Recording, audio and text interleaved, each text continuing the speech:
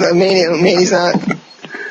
I think Manny's all right. Hey, we're back. And, well, Manny's got a lot more problems to worry about than I think our show is going a little bit longer, so I'll take my chances.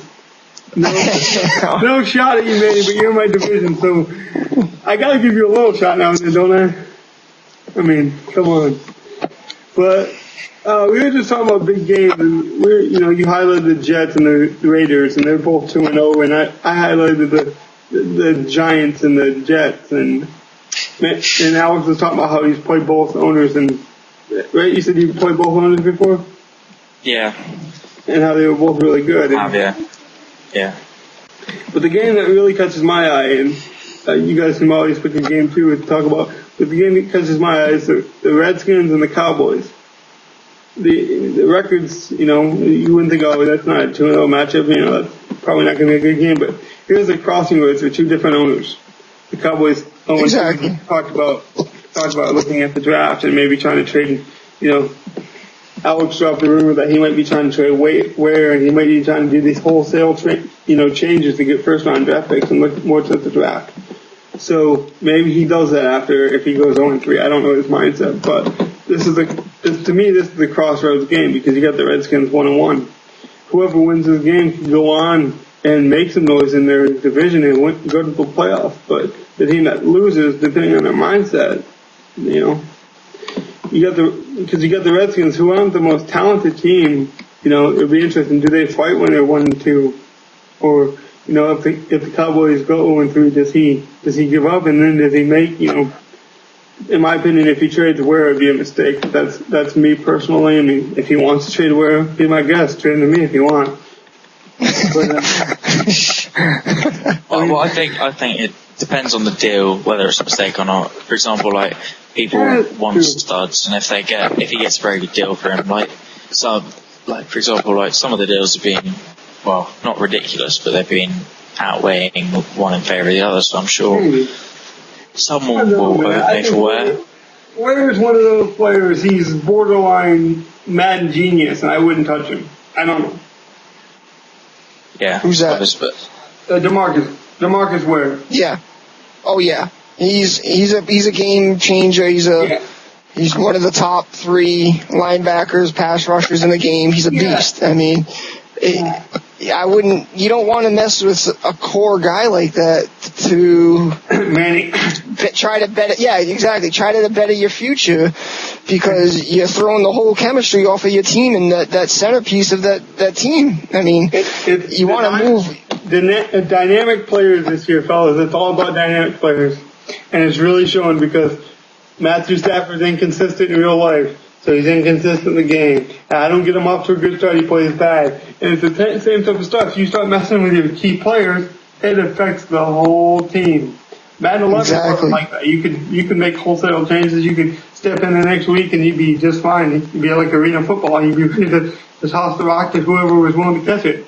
Maybe it'd be a guy in the stands. If it was the Packers, it'd probably be the cheeseheads, paying the taxes in Wisconsin. I don't know. But in this game, you can't just make wholesale changes and expect it to pan out instantly. Yeah, I'm not on the Cowboys, but he did make the first big move, so he's going to be under the microscope. He's going to be the first one we look at. Back on the Cowboys side, it just looks to me like they're not scoring enough points. So why would you mess with something that's, the defensive side, the defensive side's playing okay. Their offense not scoring enough points. Unless he feels his defense is fine without Ware, which I don't. I haven't played him yet. I played him in a few weeks, so we'll see. I can give you a better assessment then. But unless he feels he's okay in defense and he really needs someone on offense, but you got Austin, Dez Bryant. I think exactly Jason Witten. People.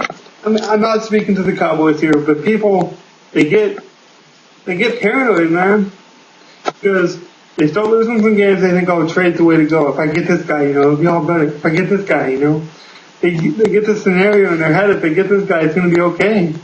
You're okay now. You got a top team. Just, I mean. Dig in. Yeah, exactly. Dig in and go to battle. I mean, change it up. Do something else, Well, that's it. I mean, I don't know.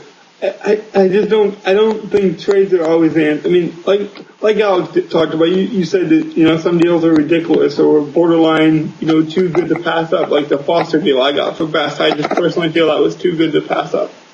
But the Texans obviously he thinks it's fair, so it was accepted. I mean, those deals sometimes they are like, oh God, I have to take this. This just fits my system so well. But other times owners get they get itchy to trade because they think, oh, one deal is going to do it. One deal, I'm one deal away. It's really the truth is all they are is they just need to work on a facet of the game.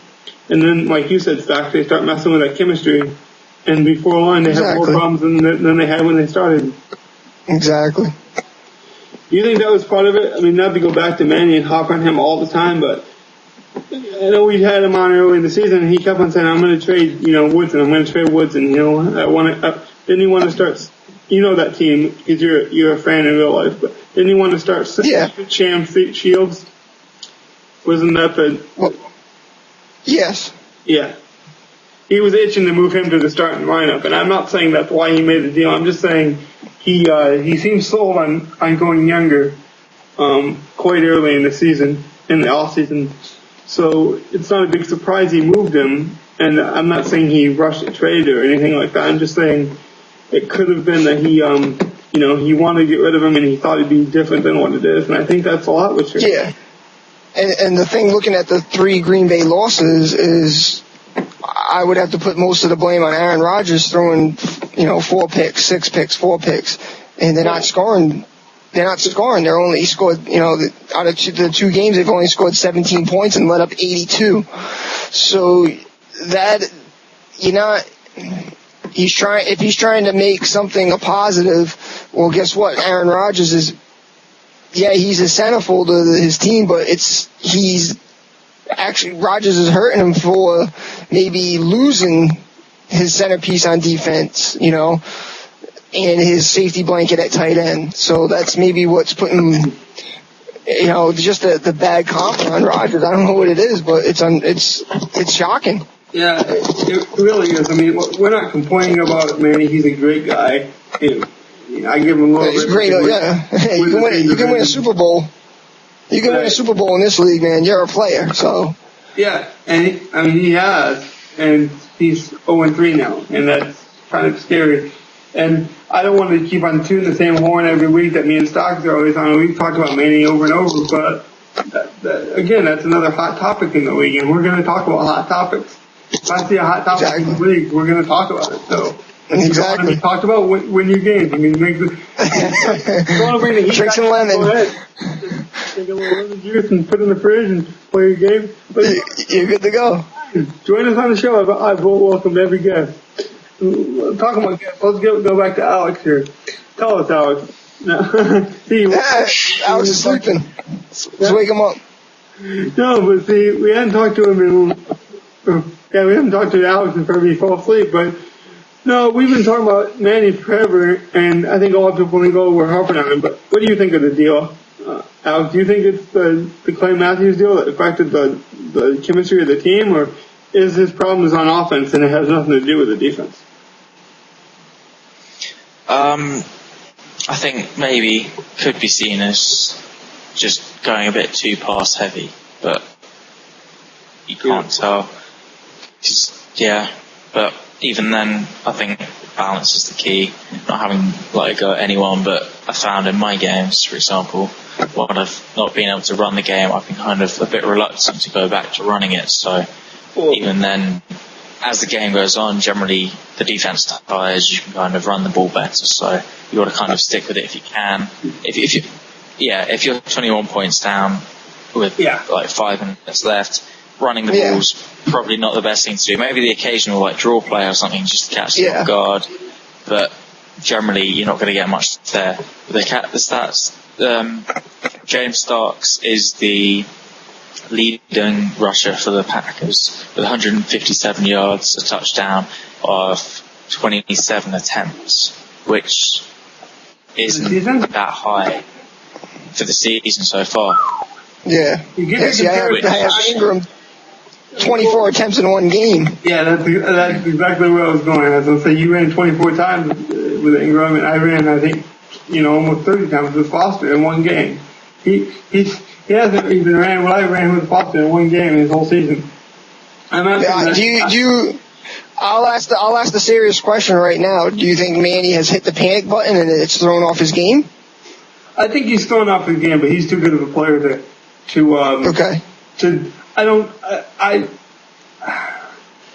I think he's right in the playoff mix if he just wakes up. If he lets his own paranoia beat him, then yeah, you're right. He's out. He already thinks. He thought if he lost week 3, he was in trouble, and I don't understand that at all. But I think you're right, though. If he lets it get to his head, this little head of yours, then you're done. But he's got to just buckle down and win games. He's talented enough. I played him. Oh, yes. He's a Super Bowl. Yeah. Played him 100 times. Because with the rushing attempts, he's had 34 rushing attempts for the season, including three with Rodgers for 30 yards.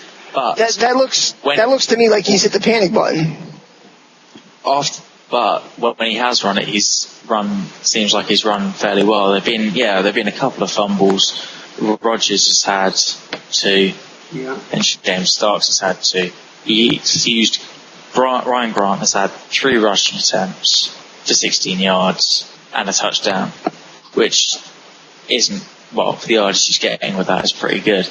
Same with Starks, the yardage he's getting with that is pretty good as well. And John Kuhn's had a carry for 16 yards as well. So when he's run it, he's been pretty successful. Fair few each player's had 1 broken tackle in 3 games, and when he hasn't been running it that much, that's quite good.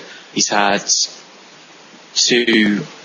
34-yard run with James Starks, 16 with Aaron Rodgers, 16 with Kuhn, and 9 with Ryan Grant. So he's had 2 20-plus rushes with James Starks. So when he's run it, he's been pretty successful, I think. Yeah. Well, all of us, it's just the thing that the other factor is Jermichael Finley when Driver, Jennings, Nelson are all covered. That's a safety. And Starks or Grant out of the backfield are covered.